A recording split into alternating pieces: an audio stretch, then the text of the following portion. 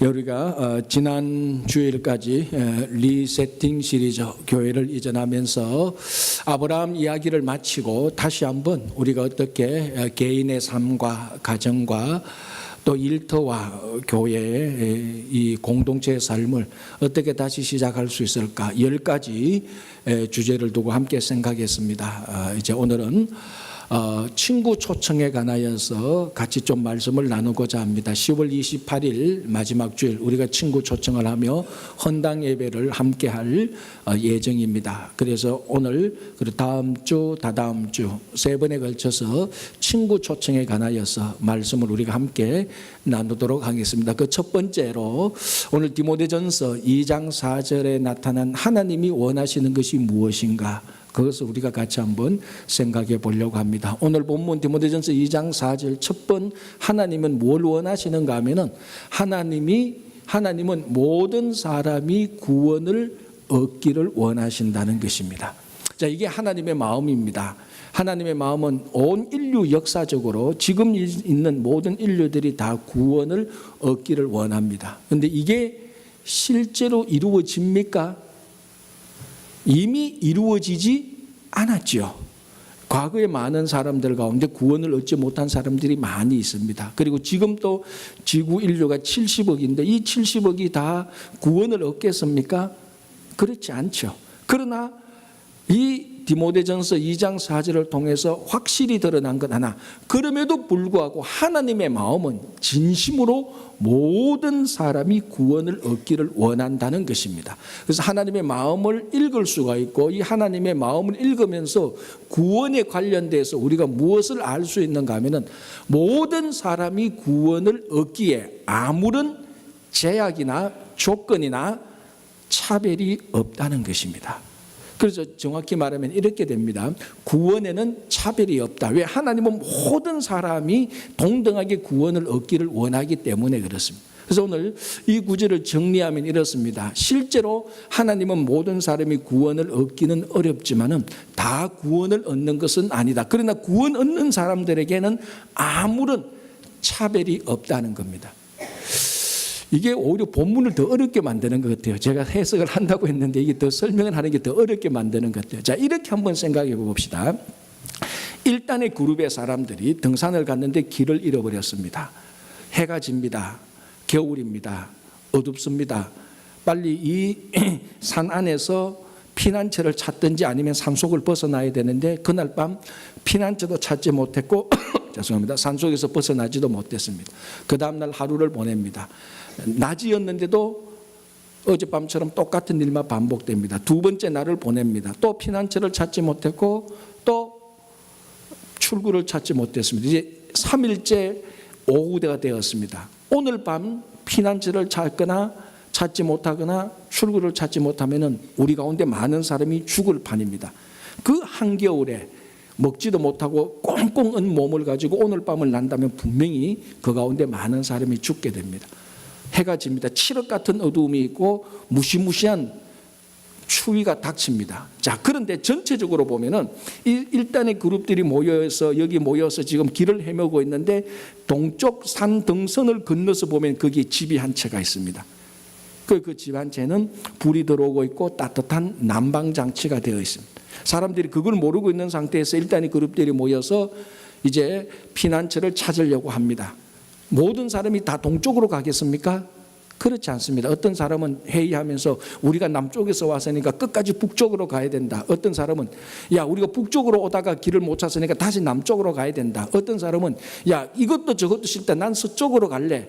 어떤 사람은 아니, 동쪽에 뭔가 있을 것 같은데 동쪽으로 갈 수가 있습니다. 모든 사람이 다 동쪽으로 가지 않습니다. 거의 4등분해서 어떤 사람은 동쪽, 동서남북으로 갈려집니다. 바로 이 상태.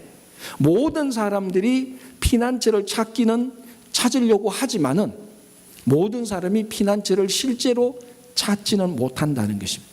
하나님이 모든 사람이 구원을 얻기는 원하지만 모든 사람이 실제로 구원을 얻는 것은 아닙니다.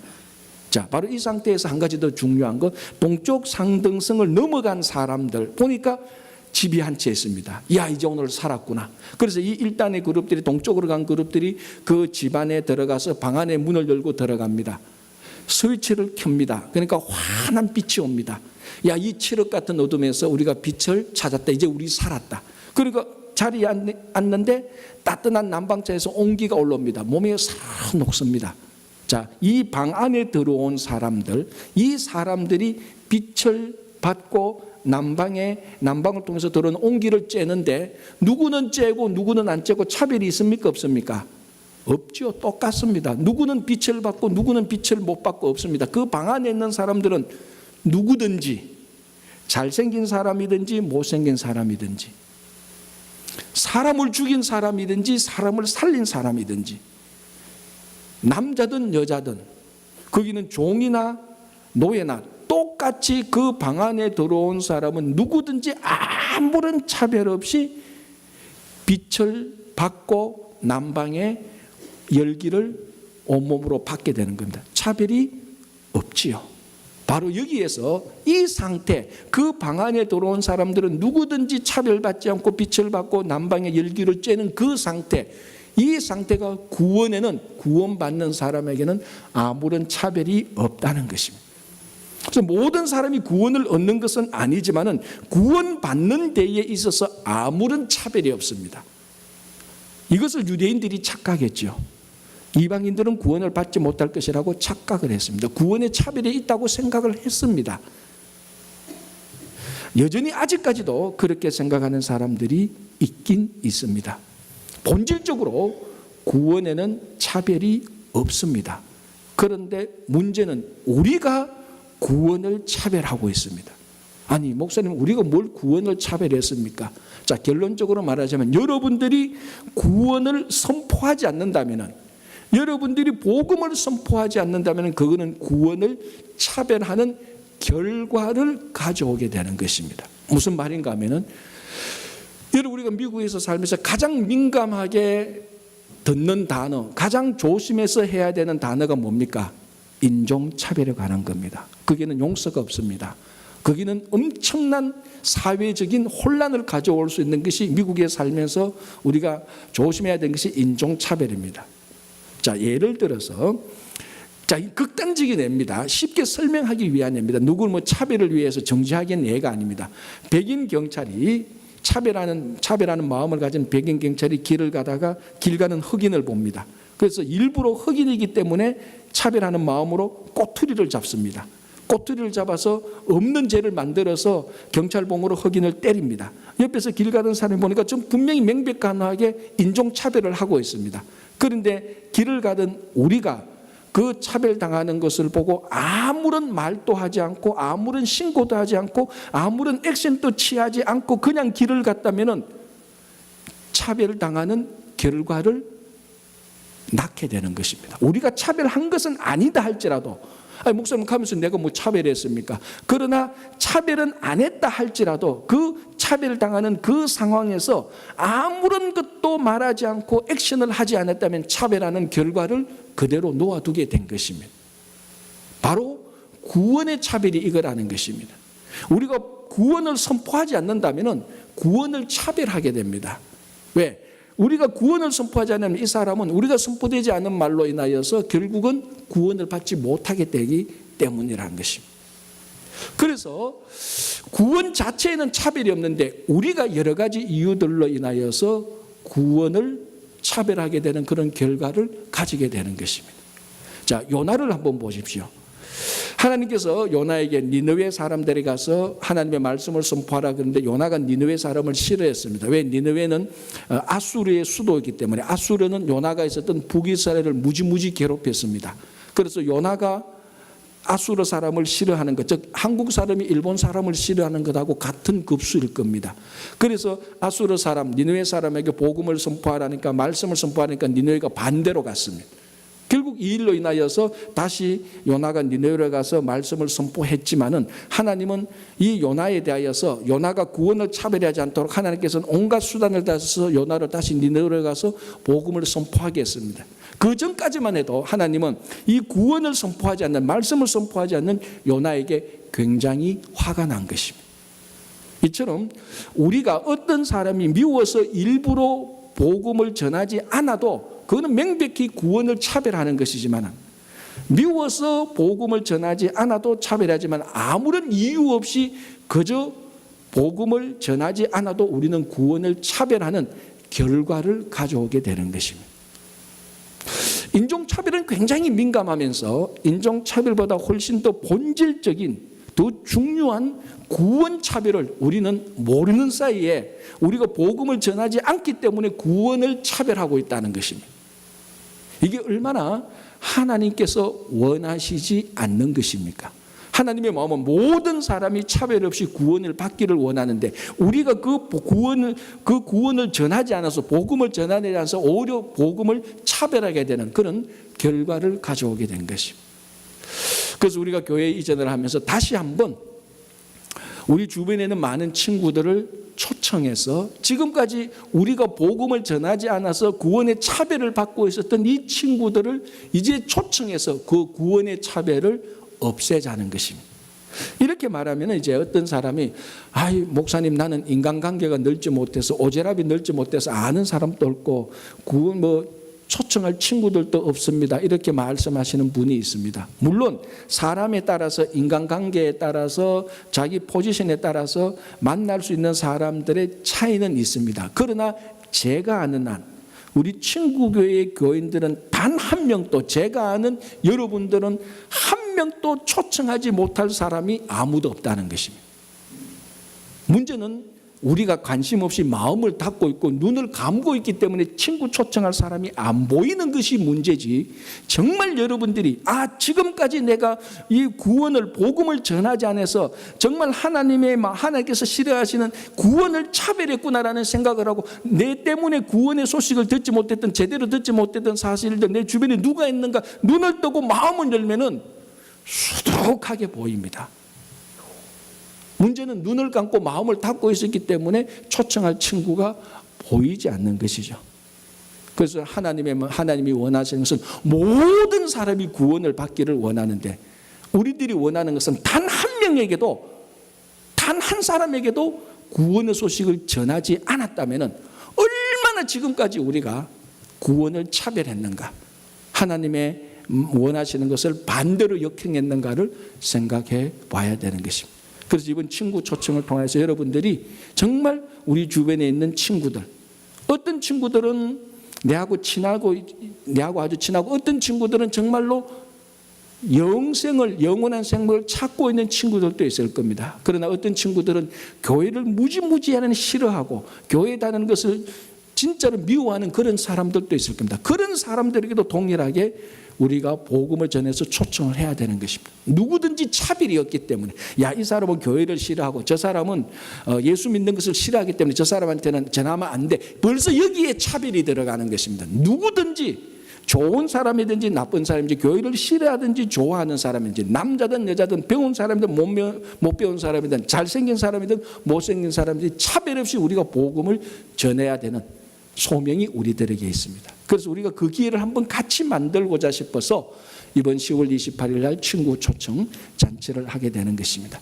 여러분 정말 눈을 열고 마음을 열어서 주변에 있는 친구들에게 꼭 초청하시면 그게 하나님께서 원하시는 일을 하시는 것입니다.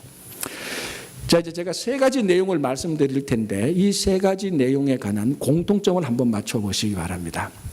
첫 번째 사실, 교황이 트럼프를 지지한다. 두 번째 내용, 500만 명이 서명을 하면은 피파, 즉 피파가 뭡니까? 축구 연맹이죠. 월드컵을 주최하고 올림픽이 축구를 주최하는 피파, 그죠? 500만 명이 서명해서 피파에 서명한 사람을 제출하면 진 경기라도 다시 재경기를 할 수 있다. 두 번째, 세 번째는 뭔가 하면은 러시아 감시 항공기가 나토군 해상 항공기에서 추격당하고 있었다. 자, 이 세 가지 내용에 대한 공통점이 무엇이겠습니까? 트럼프가 나오고 축구 얘기가 갑자기 나왔다가 또 갑자기 러시아 항공기가 나오고 나토군이 나오고 이 공통점이겠습니까? 명백한 공통점이 하나 있습니다. 무엇이겠습니까? 전부 다 가짜 뉴스였습니다. SNS에 나온 가짜 뉴스였습니다. 자, 유난히 요즘 여러분들이 언론을 보고 인터넷을 보면 가짜 뉴스에 대한 이런 기사들이 굉장히 많이 나옵니다. 한국도 그렇습니다. 미국도 그렇고 유난히 한국하고 미국이 가짜 뉴스하고 언론이 지금 전쟁하느라고 누가 가짜인지 진짜인지 헷갈려요. 특별히 US 프레지던트, 우리 트럼프 대통령은요, 자기한테 안 좋은 소리만 나오면 일단은 가짜 뉴스라고 선포하고 봅니다. 무조건 가짜 뉴스래. 근데 지나고 나면은 가짜 뉴스가 몇 개 있어요. 대부분은 진짜 뉴스인데. 미국에 있는 우리 트럼프 대통령 때문에 지금 굉장히 가짜 뉴스에 민감하고, 전번에 뭐 선거할 때도 가짜 뉴스하고 전쟁하고, 한국도 지금 가짜 뉴스가 판을 치고 있습니다. 이 가짜 뉴스가 뭐냐면 영어로 보면요, 페이크 뉴스입니다. 페이크, 속이다는 거죠. 이게 왜냐하면은 페이크, 속이다는 뉴스인데, 가짜 뉴스를 분석해 본 사람들에 의하면 가짜 뉴스는 어느 정도 사실에다가 거짓된 정보를 같이 섞어서 교묘하게 비틀어 버립니다. 그러니까 얼핏 들으면 진짜 뉴스 같은 거예요. 왜? 어느 정도 사실은 들어가 있으니까. 그걸 거짓 정보로 막 왜곡시켜 버리니까. 그러니까 참 구분하기가 어렵습니다. 그래서 실제로 어느 한 단체에서 지금 사람이 진짜 뉴스와 가짜 뉴스를 얼마나 잘 구별하는가 해서 진짜 뉴스, 가짜 뉴스를 이렇게 쭉 올려놓고 진짜 뉴스를 한번 선택해 보라니까요, 1.8%만 진짜 뉴스를 다 골라냈습니다. 그러니까 98.8%는요, 98.2%는요, 진짜 뉴스하고 가짜 뉴스를 다 구분하지 못했던 거예요. 뭐가 뭔지 모르는 거예요. 자, 이런 가짜 뉴스가 판치는 세상에서 크게 문제점이 두 개 나옵니다. 첫 번째는 이 가짜 뉴스가 퍼지는 속도가 진짜 뉴스가 퍼지는 속도보다 6배나 많답니다. 그러니까 무슨 말인가 하면은 가짜 뉴스를 사람들이 훨씬 더 많이 말을 한다는 겁니다. 더 말하기 좋아한다는 겁니다. 왜냐하면 가짜 뉴스를 보면 전부 다 자극적인 게 굉장히 많아요. 그러니까 목욕탕에 가서도 가짜 뉴스 얘기하고, 집에 가서도 가짜 뉴스, 진짜 뉴스는 별로 얘기 안 하고, 가짜 뉴스를 얼마나 많이 말하면 6배나 더 전파 속도가 빠르다는 거예요. 두 번째 문제, 이게 진짜 심각한 거죠. 가짜 뉴스가 너무 많기 때문에 사람들이 진짜 뉴스를 구분하지 못합니다. 그러니까 구분이 안 되니까 어느 게 진짜인지 가짜인지 관심이 없습니다. 그래서 이제 사람들이 소식을 들으면은, 뉴스를 들으면은 자기 마음에 드는 것만 받아들이고 그걸 자기가 수용을 하는 겁니다. 진짜 가짜는 구분을 못하니까 이런 시대가 되어가는 겁니다. 그러니까 어떻게 보면 굉장히 무시무시한 시대입니다. 그래서 여러분들이 앞으로 신문을 봐도, 인터넷을 봐도, 뉴스를 들어도 헷갈리는 거야. 저기 또 가짜 뉴스인지 진짜 뉴스인지. 근데 제가 오늘 설교하는 것은 진짜입니다. 이건 가짜 아닙니다. 믿으셔도 됩니다. 근데 이런 시대가 되어버렸습니다. 뉴스를 들어도, 야, 팍스뉴스가 좀 보수란데 저게 팍스뉴스가 저런 언론 보도, 야, 저건 가짜일 거야. 이제는 뉴스도 안 믿는 그런 시대가 되어져 버렸어. 자, 그렇다면은 요즘만 이런 가짜 시대가 판치느냐? 그렇지 않다는 겁니다. 역사적으로 보면은 언제나 역사적으로 사람이 살고 있었던 데는 항상 가짜 뉴스가 판치고 있었습니다. 가만히 생각하는 거예요. 제가 살던 동네에서도 가짜 뉴스가 많았어요. 낙서에 누구누구는 누구누구를 좋아한대요. 어릴 때 동네 낙서에. 알고 보니까 아니었어요. 또 아직도 기억나요. 누구누구는 누구하고 변소 뒤에서 뽀뽀했대요. 알고 보니까 다 가짜 뉴스예요. 그런 거 많이 들었잖아요. 아니, 여러분들이 어쩌면 가짜 뉴스를 생산한 사람일 수도 있을 겁니다. 여러분들이 그거 적었을 사람이 있을 수도 있는 거예요. 그러니까 가만히 생각하니까 어릴 때 동네부터 지금까지 가짜 뉴스에서 늘 살고 있었던 거예요, 사실. 근데 요즘은 매스미디어가 워낙 민감하게 전파 속도가 빠르고 우리한테 영향을 많이 미치니까 이 가짜 뉴스에 대한 이 영향이 굉장히 더 강해진 것이지 사실은 늘 있어 왔습니다. 자, 성경을 볼까요? 사도 바울이 아덴에 갔습니다. 아테네죠. 아테네에 가니까 거기에 우상이 가득한 것을 보고 사도 바울이 화가 났습니다. 자, 여러분 한번 생각해 보십시오. 어떤 한 도시에 우상이 가득했다는 것은 뭘 의미합니까? 신에 대한, 진짜 신에 대한 가짜 뉴스가 판치고 있었다는 겁니다.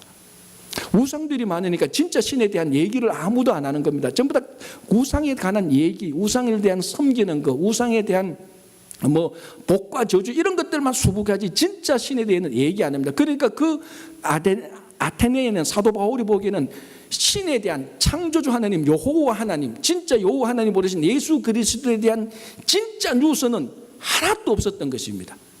전부 다 가짜 신에 대한 가짜 뉴스밖에 없었던 것이었습니다.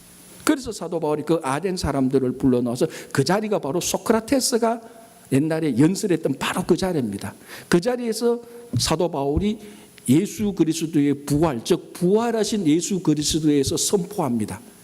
그런데 사람들이 거기에서 있던 사람들이 어떤 사람이 바울이 지금 예수라는 신과 부활이라는 신, 두 신을 얘기한다고 받아들입니다.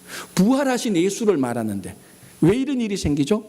진짜 뉴스를 들어본 적이 없으니까. 부활하신 예수를 들어본 적이 없으니까 전부 다 가짜 뉴스에만 완전히 전념된 그 머리로 가슴으로 부활하신 예수를 되니까 예수를 선포하고 부활을 선포하는구나, 그렇게 받아들였습니다. 그리고 마지막에 부활하신 예수를 다 선포하고 나니까 어떤 사람들은 사도 바울을 조롱하고 멸시했습니다. 진짜 뉴스를 선포한 사도 바울을 멸시했습니다. 왜 이랬습니까? 가짜 뉴스에 푹 젖어 있었기 때문에 그렇습니다. 이 가짜 뉴스가 판치는 시대에 진짜 뉴스를 선포하는 사람들이 오히려 조롱하고 멸시를 당하게 되었습니다. 그게 언제? 2000년 전 그리스 아테네, 민주주의가 가장 발달했다는 그리스 아테네에서 그런 일이 일어났으니 요즘 가짜 뉴스가 판치는 것은 당연한 일이죠. 이상하게 생각할 것 하나도 없습니다. 자, 빌립보를 가볼까요? 사도행전 16장에 빌립보에 바울과 실라가 도착하게 됩니다. 그 도착하게 보니까 귀신 들린 여종이 있습니다. 바울과 실라가 귀신 들린 여종에서 귀신을 쫓아냈습니다. 문제가 생겼습니다. 무슨 문제입니까? 이 귀신 들린 여종을 이용해서 돈벌이를 하던 주인이 화가 났습니다. 이 여종에서 귀신이 나가니까 여종이 아무런 힘도 못 쓰는 겁니다. 그래서 이 주인이 화가 나서 무슨 일이 있었나 조사해보니까 바울과 실라가 귀신을 쫓아냈다는 것을 알게 되고 이 바울과 실라를 간원에 신고합니다. 고소를 해서 감옥에 가두게 합니다. 그때 감옥에 가두게 했던 내용이 두 가지입니다. 이 사람들은 이 시대를 요란하게 한다.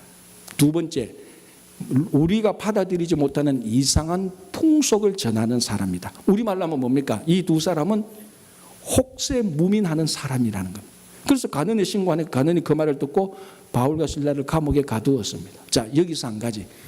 간원에 신고했던 이 주인이 말했던 바울과 실라에 관했던 말, 풍속을 어지럽게 하고 시대를 요란하게 한 것이 뭡니까? 이게 가짜 뉴스죠.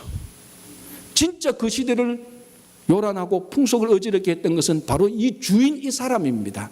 귀신 들린 여종 가지고 돈벌이를 하고 있었으니까, 귀신 들린 여종 자기가 부리고 있었으니까 이 사람이 얼마 시대를 요란하게 했습니까? 이 사람이 얼마 시대를 난잡하게 했습니까? 자기가 진짜 시대를 난잡하게 했는데 정말 그 시대를 올바르게, 그 빌립보를 올바르게 만들려고 하는 바울과 실라에게 가짜 뉴스를 전해서 감옥에 가두어 버렸어요. 그리고 어떻게 보면은 바울과 실라도 굉장히 많은 가짜 뉴스의 피해자고 희생자입니다. 자, 그 감옥에서 그날 밤 바울과 실라가 찬양을 할 때에 감옥 문이 열리고 창고가 열리게 됩니다. 이제 감옥에 나가게 됩니다. 땅이 막 흔들리면서. 그때 그 감옥에 간수가 헐레벌떡 뛰어와서 큰일 났다. 이제 이 죄수가 도망갔으니까 우리는 죽게 되었다라고 벌벌 떨고 있을 때 바울과 실라가 걱정하지 마라. 우린 안 나가고 여기 있다. 그리고 이 간수가 놀라서 야, 이런 일이 어디 있느냐. 그때 우리가 어떻게 하면 구원을 받을 수 있을까? 내가 어떻게 하면 살아갈 수 있을까라고 물었을 때 바울이 뭐라고 말합니까? 그 유명한 사도행전 16장 31절. 주 예수를 믿어라. 그러면 너와 네 집이 구원을 얻으리라. 이게 진짜 뉴스입니다. 이게 진짜 가짜가 판치는, 이 사람이 풍속을 어지럽게 하고 시대를 요란한다고 했던 가짜 뉴스의 희생자가 됐던 바울과 실라가 그 가짜 뉴스가 판치던 빌립보의 진짜 뉴스를 선포한 것입니다. 진짜 뉴스, 복음, 진짜 뉴스 중에 진짜 뉴스, 복음, 예수 그리스도를 선포한 것입니다. 자, 사도행전을 보면 우리가 뭘 알 수 있습니까? 가는 곳곳마다 오늘날하고 똑같습니다. 가짜 뉴스가 판을 치고 있었습니다. 이 가짜 뉴스가 판을 치는 시대에 우리 믿음의 선진들인 사도들은 어떻게 대처했습니까? 진짜 뉴스를 선포하는 겁니다. 복음을 선포하는 겁니다. 가짜 뉴스가 더 판을 치면 칠수록 더 진짜 진리를 더 강하게, 더 순수하게 진짜 뉴스를 선포해서, 복음을 선포해서 가짜 뉴스에게 대항하고 대처했던 것입니다. 자, 오늘 본문을 보십시오. 하나님이 원하는 것 두 번째가 뭡니까? 하나님은 모든 사람이 진리를 아는 데 이르기까지 원하노라. 우리말로 하면 뭡니까? 하나님은 가짜 뉴스 알기를 원하는 것이 아니고 진짜 뉴스를 알기를 원한다는 것입니다. 하나님은 진짜 뉴스, 진리, 예수 그리스도를 모든 사람이 알기를 원한다는 것입니다. 여기에 교회와 성도와 우리 시대의 사명이 있습니다. 특별히 요즘은 더. 왜? 요즘은 엄청난 매스미디어의 시대입니다. 자, 여러분 인터넷, 페이스북, 어떤 한 분이 그러더라고. 저는 지금까지 페이스북을 해본 적이 없습니다. 그런데 이제 한번 제가 어떤 한 목사님 만나서 야, 나도 페이스북을 해서 좀 젊은 사람들하고 좀 통신을 해볼까 하니까 그 목사님 하는 말이, 목사님 지금 페이스북 들어가면 아재래요. 젊은이들은 페이스북에서 이미 다 도망갔대요. 없대요. 어디 가 있는가 자기도 못 찾겠대요. 젊은이들이 어디 가 있는지, 어느 SNS에 숨어 있는지 자기도 찾지를 못하겠대요. 여러분, 고작 우리가 가지고 있는 카톡이나 인스타그램 이런 것도 요즘 중고등부 애들은 자기가 어느 통신에 들어가서 어떻게 하는지 우리들은 알 수 없을 정도로 어마어마한 양의 매스미디어가 폭발처럼 쏟아지는 이 시대입니다. 이건 뭘 의미합니까? 그만큼 가짜뉴스가 퍼지기 시작하면 엄청난 세력으로 우리를 혼란스럽게 만들고 이 시대를 어지럽게 만듭니다. 정말 이 가짜뉴스가 빌립보에서 그 관원이 신고했는 것처럼 정말 이상한 풍속과 세상을 요란하게 만들 수가 있는 것입니다. 이런 시대에 교회와 성도는 진짜 중요하게 진짜 뉴스를 선포해야 되는 것입니다. 이거 선포하지 않는다면 온 세상은 가짜 뉴스로 판치게 되고 진짜 뉴스가 나와도 이제 그때는 더 이상 진짜 뉴스를 듣지 못합니다. 진짜 뉴스가 나와서 복음을 전해도 어쩌면 진짜 듣지 못하게 되는 시대, 정말 종말이 올 것입니다. 그래서 가짜가 판치는 시대에 우리는 진짜 뉴스를 선포해야 됩니다.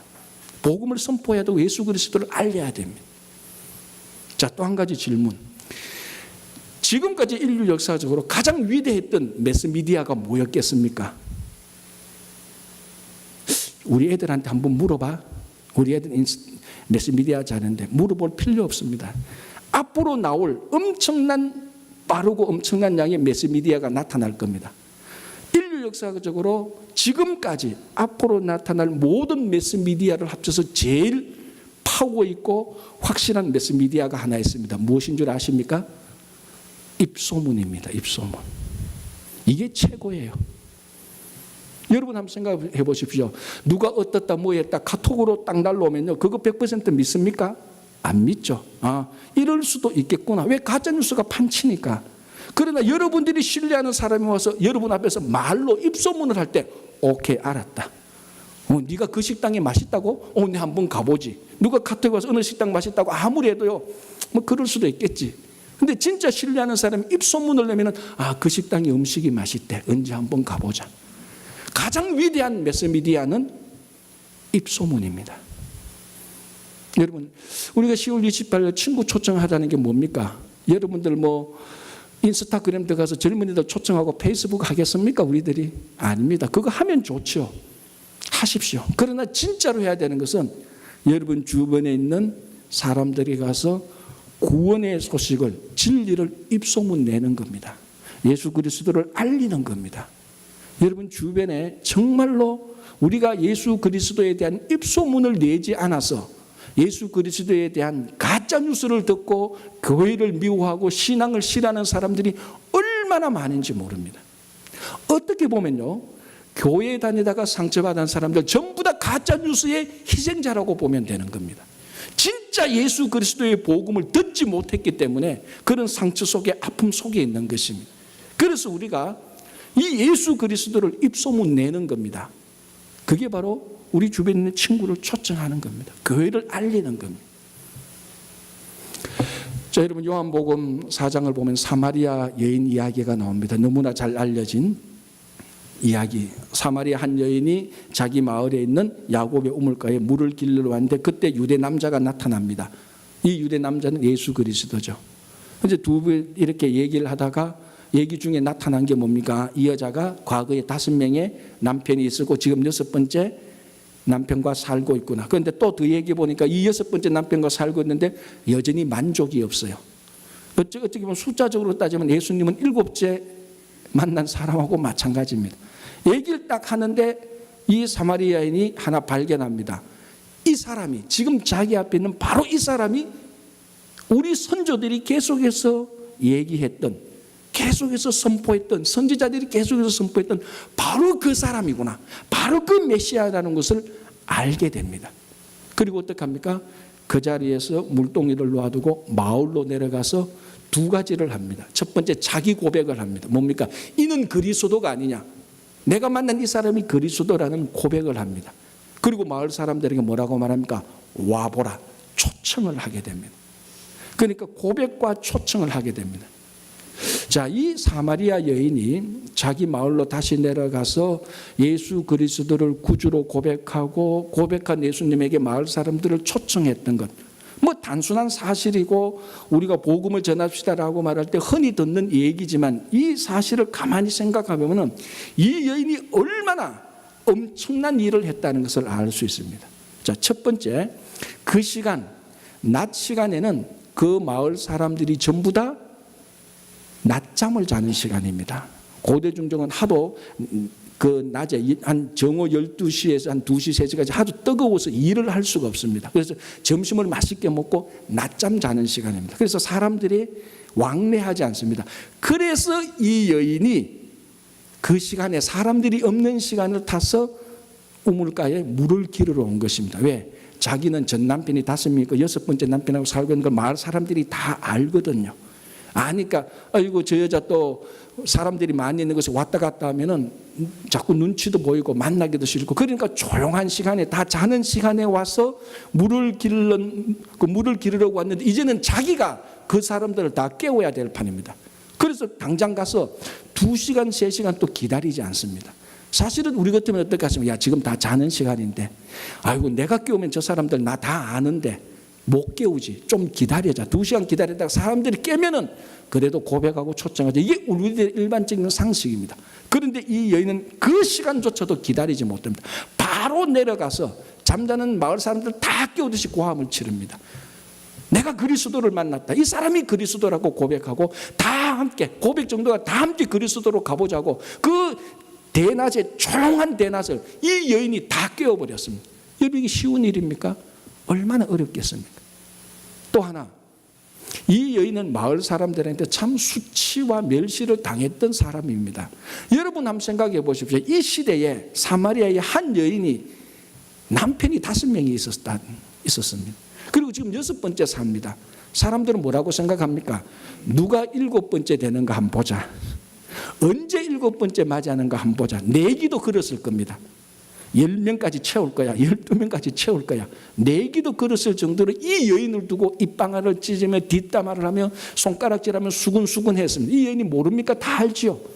얼마나 수치와 멸시를 당합니까? 그런데 또 이 사람이 누구를 만났대. 또 이 사람이 누구를 만났대. 그걸 얘기해야 돼. 지금 얼마나 마음에 부담이 되겠습니까? 내가 또 누구를 만났다고 하면 사람들이, 봐 7번째 만났잖아, 내가 이겨서 돈 내나, 그런 분위기입니다. 모르는 거 아니죠. 다 압니다. 그럼에도 불구하고 수치와 멸시를 무릅쓰고 가서 말합니다. 내가 한 사람을 만났는데 이 사람이 그리스도였다. 너희들 와보라. 초청을 하는 겁니다. 그리고 이 여인 자체도 마을 사람들은 무지무지하게 싫었습니다. 자기가 잘했든 잘못했든 그건 둘째치고 저 사람들 꼴보기가 싫은 겁니다. 그래서 다 자는 시간에도, 꼴보기도 싫어서 다 자는 시간에 와서 물길로 가려고 했어요. 그런데 이제 자기가 진짜 싫어하는 사람에게 가서 그리스도를 만났다고 고백하고, 그리고 초청을 한 것입니다. 무엇이 이 여인에게 3중4중의 장애를 극복하고 고백하고 자기 신앙을 고백하고 초청하게 했습니까? 진짜를 만났거든요. 어떻게 보면 지금까지 살았던 남자 5명 다 가짜였습니다. 지금 살고 있는 남자도 가짜인 줄 알고 있습니다. 어쩔 수 없이 있지. 그런데 이제 진짜를 만났거든. 그러니까 이걸 견딜 수 없는 겁니다. 미루지 못하고 연기하지 못하고 수치와 멸시와 자기가 싫어하는 것을 다 뿌리치고 가서 고백하고 사람들을 초청한 것입니다. 이 여인이 진짜 잘한 게 뭡니까? 입소문 낸 겁니다. 바로 그 자리에 가서 사람들 다 깨우면서 입으로 메시아를 만났다니까 오늘 본문이 어떻게 됩니까? 요한복음 4장 본문을 보면요, 마을 사람들이 다 예수님에게 나와서 예수를 영접하게 되는 것입니다. 이게 진짜 기적이죠. 이 제목은 뭡니까? 저는 만약에 이걸 기사로 하면 저는 이렇게 내고 있습니다. 어느 멀쩡한 대낮에 일어났던 사건, 잠자는 대낮에 갑자기 한 여인이 깨우는데 일어나서 예수한테 가보니까 이 사람이 그리스도라고 다 영접을 해버렸습니다. 이게 진짜 오리지널 버전의 친구 초청이죠. 이게 오리지널 버전의 친구 초청. 이 친구 초청은요, 강제로 하는 거 아닙니다. 누가 시킨 건 아닙니다. 예수님께서 야, 너 메시아 만나서 빨리 가서 초청해. 예수님께서 그 말 하셨습니까? 전혀 말하지 않습니다. 진짜 자기가 가짜 뉴스가 판치는 세상, 가짜가 판치는 세상, 이미 자기는 5명의 가짜를 경험해봤고 지금 경험하고 있는 남자도 다 가짜였다는 것을 아는 가짜에 완전히 물들은, 가짜에 완전히 젖은 이 여인이 진짜 메시아를 만나고 나니까 견딜 수 없었던 것입니다. 그래서 마을 사람들을, 자기가 미워하는 사람들을 다 초청해 것입니다. 와보라. 그래서 이 마을 사람들이 와서 예수를 믿게 된 것입니다. 우리가 정말로 친구 초청을 두고 이런 일들이 우리 속에서 일어나기를 바랍니다. 여러분들에게 복음을 전하는데 무슨 장애가 있습니까? 별로 없지요. 자, 사도 바울을 한번 볼까요? 바울이 예수 그리스도를 만났습니다. 그러고 난 다음에 이제 예수 그리스도를 입소문 내기 시작합니다. 예수가 그리스도고 하나님의 아들이라고 말을 했습니다. 이게 쉬운 일이었겠습니까? 절대로 그렇지 않습니다. 우리 사도행전을 통해서 알잖아요. 그리고 바울 서신을 통해서 알잖아요. 바울은 예수를 선포하기 위해서 자기 목숨을 내어놓았던 것입니다. 실제로 사도행전에 그런 일이 부시기도 일어났습니다. 대표적인 예가 뭡니까? 바울이 예수를 전거하니까 바울을 죽이기 전까지는 내가 아무것도 먹지 않겠다. 결사대가 40명 모입니다. 그래서 바울 따라가는데 바울이 가는 곳마다 먼저 따라가서 바울을 잡아 죽이려고 금식한 40명의 결사대가 있었습니다. 바울을 죽이려고. 여러분들이 뭐 복음 전하려고 누가 금식한 사람이 있었습니까? 아무도 없잖아요. 복음을 전하다가 배가 파손돼서 죽을 위기를 수도 없이 거쳤고요. 아무런 이유 없이 복음 전하는 이유로 붙잡혀서 곤장을 39대 40에 하나 감한 걸 5번이나 맞았으니까 39번을 5번이나 맞았으니까 이건 뭐 사람 죽은 거하고 마찬가지죠. 자, 여러분들이 친구를 초청하는데 어떤 제약이 있습니까? 수치심이 있고 멸시를 당합니까? 내가 이 사람한테 친구 교회 한번 가보자, 예수 한번 믿어보자고 말하자면 이 사람이 야, 네가 5명 배우자가 있었고 네가 옛날엔 그런 수치와 모욕을 주는 사람이 있습니까? 물론 약간 어색함은 있겠죠. 여러분들이 복음 전한다고 이 나라가 여러분들을 감옥에 가둡니까? 세금을 더 내라고 말합니까? 여러분들에게 어떤 불리한 조건을 줍니까? 목숨을 내놓기는커녕 한 번도 그런 일이 없지 않습니까? 그럼에도 불구하고 우리는 왜 주변의 사람들에게 예수를 전하지 않고 초청하지 않을까요? 내 내면에 있는 장애물 때문입니다. 내가 피곤해서, 내가 힘들어서, 내가 좀 어색해서, 그냥 하기 싫어서, 이런 것들이 우리가 구원을 차별하는 악한 요소가 되어지고 있습니다. 다시 한번 우리가 교회의 사명의 본질 중에 본질인 예수 그리스도를 전하는 것, 그리고 우리 주변의 친구들에게 복음을 전해서 이 사람들이 구원을 얻도록 하는 것, 이건 어떤 시대가 와도 어떤 상황이 닥쳐도 교회와 성도가 1번으로 해야 되는 것입니다.